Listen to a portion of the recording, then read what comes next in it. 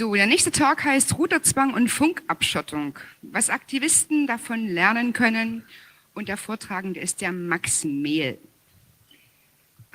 Ich weiß nicht, also mir ist es vor ein paar Jahren noch passiert, da wollte ich einen neuen Router anschließen zu Hause und habe dann bei meinem Provider angerufen, habe gesagt, hier, ich habe einen neuen Router, ich würde den gerne anschließen. Ja, da muss ich Sie mal weiter verbinden.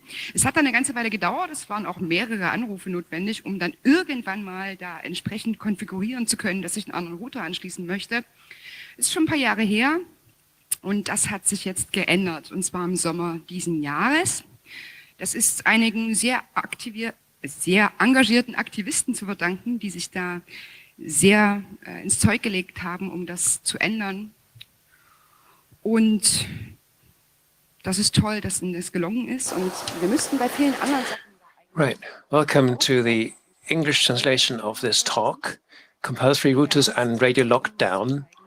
And Max Mehl, who has been an activist in this field for a long time, is here to tell us about what that is and what activists can learn. He is a political scientist and works for the Free Software Foundation Europe and lives in the German town of Münster at the moment. And your translators are Sebastian and Neoblast. Okay, thanks for the introduction and your attention. As I said, I will be talking about the compulsory routers and radio lockdown and how you can get politically active.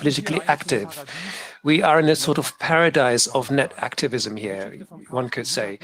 The history of the Chaos Computer Club is the history of people that were technical nerds and hackers, but went into the political sphere and tried to change politics with their technological background. And that is exactly what the Free Software Foundation Europe, who I work for, does. We are here to let people to be able to control their technology, because in too many cases, technology controls us. And we have a lot to do with politics in that regard, of course. And I will be talking about two political, problems that have accompanied me for a long time and are still there. And I will tell you that it's not that hard to get active politically. Of course, these are big topics, one of them even an EU topic, but there are so many political problems that exist. You just have to look towards the next community, municipalities that use so much proprietary software, problems that we as half knowledgeable technological people notice immediately. And I would like to encourage you to get active yourselves. And in the second half of my talk, after I've talked about the compulsory routers for a while, to get us all on the same level, as it were, I'd like to talk about what I took away from this. I'm not an absolute political professional now. I haven't had decades of political experience, but I've taken quite a lot of things away, things that I think could be used for any kind of activism and campaigning. This is about how to prepare best. If you've identified a topic, how do I form alliances? How do I find allies? And how do I communicate my issue to the public? What can be done? We only have 30 minutes, so it will not go into so much depth, but I hope you'll take something away anyway. And now, at the end, I will talk about a few obstacles that you might encounter, that hurdles that could bring the whole thing down. But with a few simple tricks and the right attitude, I think it's easy to get around this. I'll begin with compulsory routers. Who of you has heard something about the compulsory routers? Okay, we can skip that slide. Just very, very briefly for the one or two people that haven't. It's about the fact that routers are forced upon you. Router and modems are the kind of the guards, the door guides for all the traffic that comes from me into the world, everything that goes out into the internet, maybe TV streams and things like that as well. And until roughly August this year, August 2016, these devices did not belong to us in many cases, particularly for cable providers. these people said that our network includes the router. And the router is the network termination point. Only once I've connected that Ethernet cable to my laptop, that's where the consumer network begins. So everything from the router or the first modem, the first device at the wall into the network was said to belong to the provider, which of course is a fatal thing, because in that case we cannot control. If we cannot swap this device, if we don't have authority over it, that is bad for our security, bad for trust into this kind of hardware. We do not know what these devices that are basically black boxes are running. It's bad for innovation, because many internet providers tend to choose the cheapest modem or router and put it out on the market. And there's no way of developing competition for better devices, which we see today with cable routers. This market is only slowly starting up, and there's not much choice, not much innovation. It's bad for compatibility. We have often seen that certain telephones, certain internet technologies are not compatible. The standard devices that providers give us, that in some cases maybe could be exchanged, but in many cases could not. And of course, it's bad for free software, because if I operate a router and want to operate a router that's based on free software such as OpenDWT, that would not be possible. Now, from January 2013, this topic became a topic for us, because and now since August 2016, the law says it's possible to obtain your own router, no matter which kind of provider you're using. But this process, the fact whether these providers actually go along with that new law, that is something that still keeps us busy today. Having a good law, which fortunately happened, is not enough. You have to see how the implementation works of the law. Right. Next issue. Again, the standard question for the statistics. Who of you has heard something about radio lockdown? That's significantly fewer people. Now, in my opinion, this is actually worse. This is an EU directive with the elegant name 2014/43/EU. Now, this names this kind of forbids non-conforming software on devices, prohibits them.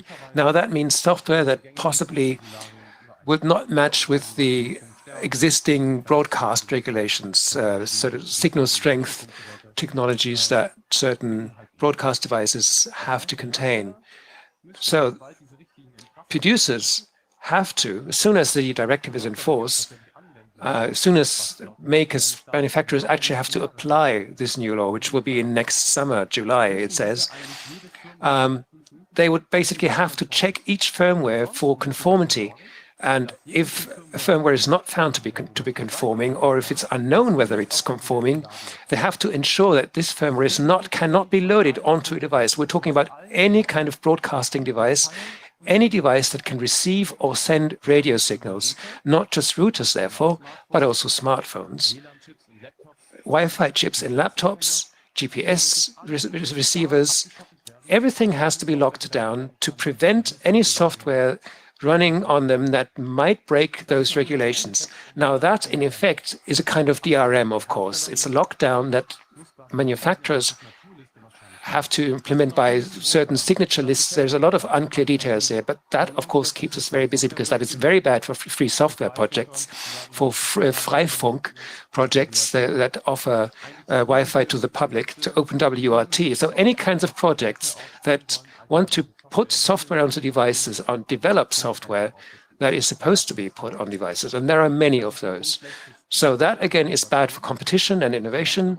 It's a very normal business model for companies to buy finished products in shops and then put their own software on it, such as Wi-Fi providers. So their business model is very much in danger here, and it's definitely not a good thing for fair competition. It's bad for security, because We cannot put our own firmware that we trust on our devices. And I do not have to tell you how many security holes there are in default firmware of broadcasting devices. And of course, it's bad for sustainability. It used to be possible for routers that do not receive updates anymore to put OpenWRT on them to continue using the device. In particular, if you have security in mind, you would have to throw devices away as soon as, or if they don't get updates anymore and you can't flash them yourself. So that has been something to deal with since the autumn of 2015, although the directive was actually passed in 2014, but for a long time it unfortunately wasn't noticed, and this will be keeping us busy for a few years to come. And we hope that the EU Commission will define certain classes of devices that will not be affected by this directive, so that these negative consequences could be mitigated somewhat.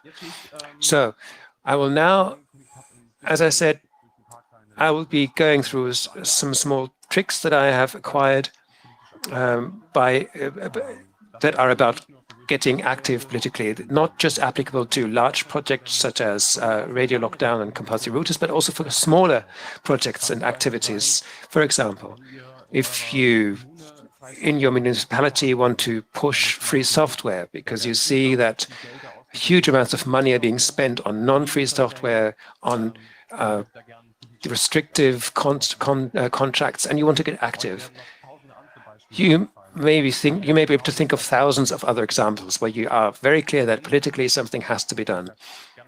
And I'll say it again, technical solutions are only a solution for a short time or the medium term. If you want to have sustainable change, sustained change, you have to get active politically, and it's not too hard to do.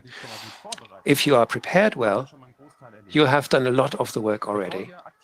Before getting active, before you pick a topic, or if you have picked up your topic and or you know roughly what it should be, then I'd recommend a realistic and precise target. Define an objective, what you want to achieve. Often this will be voluntary work, and you want to put this in for a clear target. This was a problem with the radio lockdown. We had this directive on the table and didn't quite know how should we approach this.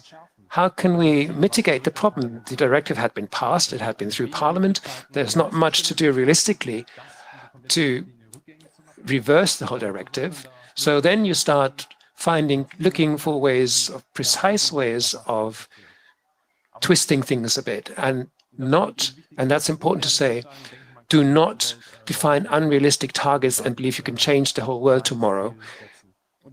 Have a small targets that can change as well. Very important. It sounds trivial, but it's very important. Collect information and maintain that information well and process it well. That's what we did with the compulsory routers and the radio lockdown. The knowledge that we acquired over hours of looking at complex technological issues, we were thinking about presenting that. We had the FSFE website, of course, that was an obvious place. But if you get active, start a blog, set up a wiki for the organizations that want to work on this. So help others to get into the topic quicker than you have done. That's how you can collect more information, motivate people to deal with the topic, particularly if it's technological topics. When the topic runs for about 2 or 3 years, like this problem with the router being required, it helps to have a timeline. We did this with router requirements using journalists in order to show them when the topic had started, what had happened, what was there for opinions that people had. Later came the economic ministry to contribute. To understand all of this is a little bit difficult, so it helps to have a little bit of a timeline for this. It's also a good motivation to see how much you've already accomplished. Another important thing is to have have common terminology. We're very happy that with this term for required routers has come along. In German, this word is very well known, and many people raised their hand when I asked about who knows this. It's used from most people, and also from the media, not only from you.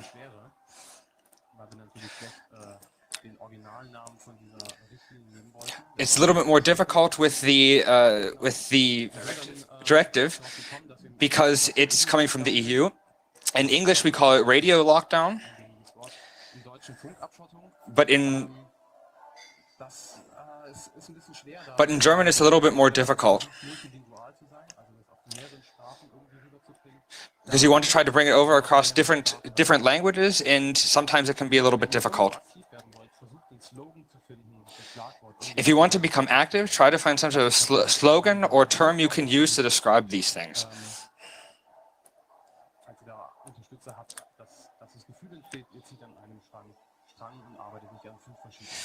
If you have different supporters, then it helps to be able to work all together. Speaking of supporters, it's always good also to build alliances. This doesn't have to be a huge topic. This can also be a communal topic in which you can work on. I can't say it enough.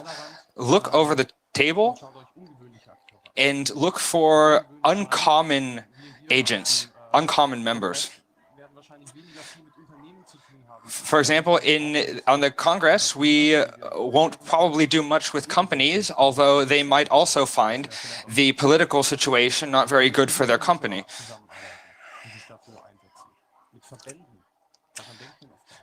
Try to work also with journalists. And with NGOs, industry associations. We worked with associations with consumer protection people when it was about compulsory routers, but also radio lockdown. We worked with individual companies whose complete existence was threatened by this. And it helps then to form new networks. Communication networks are important. We use mailing lists, but many activists prefer something like Slack or IRC channels or whatever. So if you have a few people that you work with, find ways of activating many people in a very short time. So consider whatever you are working at, find a unique, a single communication channel. It's important to give yourselves feedback or each other, and ask for feedback too. For example, if you write a blog entry about the topic that you are busy with, it's worth asking your supporters or completely new people what they think about that. And if there are things that you do not completely know about yet, things that you're not quite sure about, how to deal with certain information, for example, things that go over your head in a way. Get others involved. It's good. We did this with the router lockdown. We had this whole contractual or this legal text from the European Parliament. That's not the most exciting kind of nighttime lecture, and not the shortest either.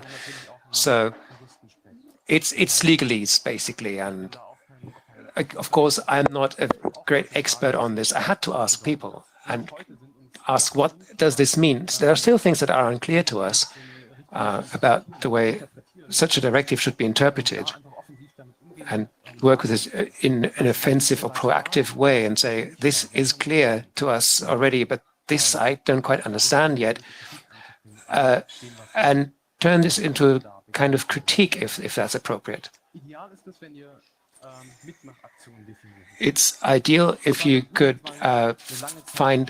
get others involved in actions. It was quite difficult with the router lockdown, the radio lockdown directive. It was hard to find people who we could tell what to do, because de facto the law existed. We were dealing with the Federal Network Agency in Germany, and about compulsory routers, it was very hard to define what people could do. Now that we have the law since the 1st of August, or final, that the routers can be chosen freely by people, we actually found an action that we could do to get others involved. We sent out test devices and asked them to experiment whether these devices would work on their connections. So that can generate more echo and get more people informed about the new opportunities. And of course, it's good for us to get some feedback. Does it work? Can you now use the new law and connect to new devices? It is possible in many cases, we found, but we couldn't have found it in any other way.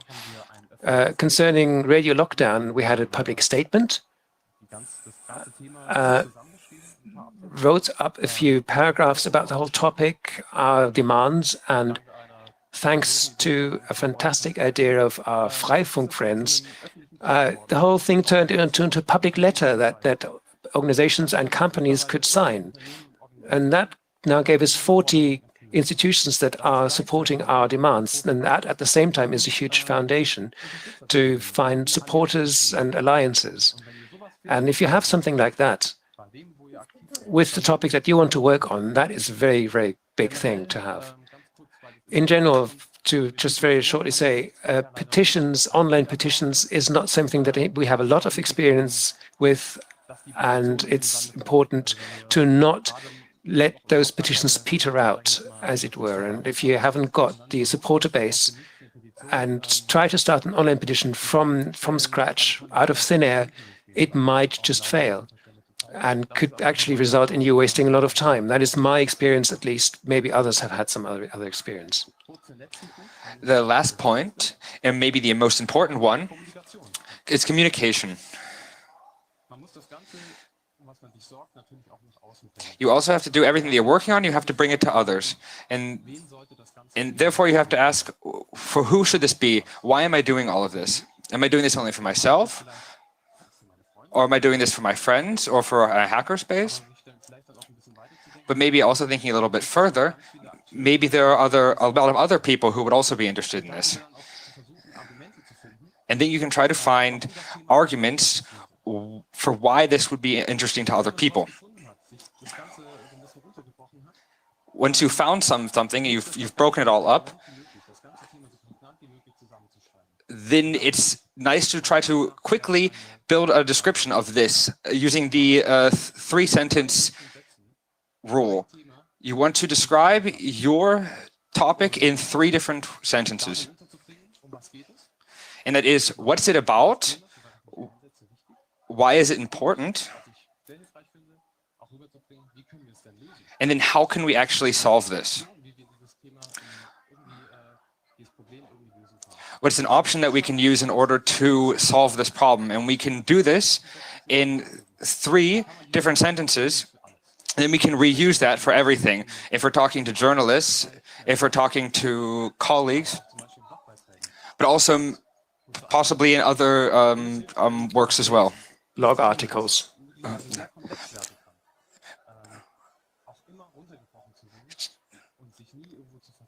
So even if the things get very complex, you can always see it broken down into these 3 sentences. And particularly if you want to talk to journalists, as I said, this can be the local journalists from the small paper have an interesting story to tell them. This was quite easy with compulsory routers, because as soon as we noticed that there were public statements and hearings and individual statements, we heard that the 330 people that had answered to the first public consultation, only about a handful of the answers was in favor of compulsory routers, and the rest, more than 300 people, were against it, including companies, of course. That means that the story was quite simple to tell. All citizens are basically against compulsory routers. Most companies are, and only a very small handful, such as the internet providers and network operators, are in favor of it. Now, this is, of course, a fantastic David against Goliath story, and if you have something like that, it's a very good introduction to give to journalists, a good hook for them to use, and that motivates you. And in this way, you can keep giving updates and keep the whole issue going. Now, praise and critique is very important. Praise is underrated. When it came to the compulsory routers, the economic ministry, the federal ministry in Germany, which took away leadership of the whole dossier away from the network agency, probably they weren't happy with the publications they had made, and they then drafted a law which was surprisingly good. We were wondering ourselves how this kind of full U-turn could have taken place, because what the network agency had written had been quite disappointing, and that we praised, not overwhelmingly, but it's important not to forget to sometimes give praise to politicians, to authorities, administrations, do critique as well, of course, but that's more easy to do for activists. And last but not least, get out of the filter bubble, the one that you build yourselves. This year is a huge filter bubble. I can tell you 90% of the people, 100% of the people are against compulsory routers and radio lockdown. I couldn't say from the people in this room, but what about the rest, the 99.9% of the general population? Keep trying to find new actors, new agents. I've been overrunning slightly, but just briefly to go to the obstacles. What can happen? Something that will probably happen is that you are suffering from information overload. And what, of course, helps there is to find partners as early as possible that you can work with. Or, if necessary, kind of reduce the topic. You can't always cover everything. You can't always achieve everything. So pick a particular aspect and keep working on that. And maybe then extend from that later if you have more resources. What can also happen is that there is no interest, that there is indifference in the public. The router thing was kind of slow at first. Well, routers, yeah, everyone has router, but who knows really what they are? Large parts of the population don't. And what helps there is to link it to another topic, what was very good was the whole Snowden affair that then came up, where the security aspect could be linked. If you have free software in public administration that you want to support, you could talk about tax squandering, tax money being squandered, taxpayers' money, and if there is progress, particular progress, positive progress, interest can quickly increase. For a long, long time, there was hardly anything. The expert press were publishing things, but then towards August, we had Süddeutsche Zeit, Computer Bild, so large general and large computer papers, more or less every important paper. So you wouldn't believe how quickly things can get going. And what can also happen is that there are phases of boredom that cannot be avoided. You can kind of bridge them by working on something else and maybe do some preparation work. The radio lockdown thing, there was not a lot that could be done for a long time. We were kind of in midair, not quite knowing where to go, but then things can take a turn very quickly. Talking of radio lockdown, there have been a few opportunities that have shown up. We will probably be able to join the working group or the expert group for the Commission, the EU Commission, and the whole thing has got momentum again. And I hope that we can pick up on that and make it stronger. So keep going and know that these things can happen. We haven't got too much time for discussion, but please go to the FSFE assembly, which I think is on the first floor. And at 19:30, just after this, there will be a session on radio lockdown where we will try to bring as many organizations in as we can, organizations that want to work on this, kind of working meeting. Tomorrow, then, there'll be a follow-up to this, to that meeting. Community Wi-Fi's Unite at 19 hours, 7 p.m. And also very nice, a lightning talk from a scientific working group at the Technical University of Darmstadt, whom I had not heard about at all. They are holding a lightning talk about the same topic, and they'll be saying why this is very bad from a scientific point of view. So again, I'll invite you to be there. I'll go there myself. Thanks for your attention.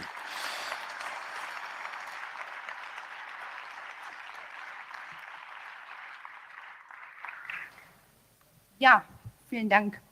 Das war jetzt Ein wenig länger als gedacht. Sorry. This was So haben wir noch. Hat jemand eine Frage? Dann bitte zum Mikro gehen. So if you have questions, we don't have much time left for them, but go to the microphone. And the Signal Angel has a question from the internet. We have multiple questions from the internet. We're going to start with the first. Someone's asking, as a radio amateur, how does it look? Because some of these rules with that the radio is trying to. How does it look then with looking to control what's done on airports? The answer is, I would like to say that in the directive for the radio shutdown, there is a exception for amateurs there. So this would allow many to experiment as well. So devices that are suffering from this lockdown, of course, will make it harder for radio amateurs to get good hardware. And our position, of course, is that that is a very bad thing. And we want to have as many exceptions from that directive as we possibly can. Gut, da drüben ist noch eine Frage. Sprich, schön rein. Another question. Okay, I will be the person holding the lightning talk tomorrow about that scientific initiative. And I would like to add, it's not just about why it's bad for science, for scientists, but also what we can do. And we have a common statement that we prepared, and we are looking for scientific groups that want to work on devices of all kinds and would like to be able to continue working. So if you are in a scientific working on this with a scientific background, come to that lightning talk or talk to me or go to the Chaoswelle Assembly, which is where our pamphlets are. Okay, so if someone is doing scientific work, please approach this young man. Okay, Signal Angel is showing up again with the last question. Someone asks about the legal situation about dongles on devices. How is that compatible with property law? Good question. Property law is, as I said, I'm not a legal expert, but I don't think it's a huge obstacle because the devices are not being given dongles in retrospect. These are devices that are sold with dongles. So if I buy a device like this, and I know that a restriction like this is in force on the device, then legally it's probably not a problem because I knew this when I bought it. The lockdown isn't brought in at a later stage, which doesn't make the whole thing much better. But I don't think there's a problem with property law, unfortunately. Okay, thank you. Another applause for Max Mehl, please.